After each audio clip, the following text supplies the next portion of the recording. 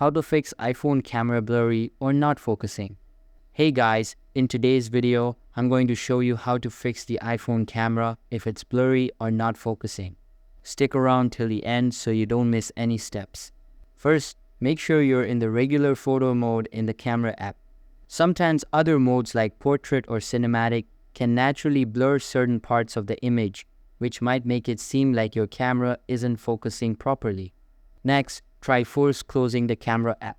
Just swipe up from the bottom of your screen, find the camera in your open apps, and swipe it up to close. Then reopen it and see if that fixes the focus. If that didn't work, the issue might actually be something as simple as a dirty lens. Clean, soft cloth, and gently wipe off your camera lens. Any dust or smudges can confuse the autofocus system and make your shots blurry. After cleaning it, go ahead and open the camera again and see if things are sharper. Still no luck. Then go ahead and try restarting your iPhone. Press the volume up button, then the volume down button, and hold the side button. Keep holding until the screen goes black and you see the Apple logo. Once it boots back up, check the camera again. Hopefully that clears things up literally.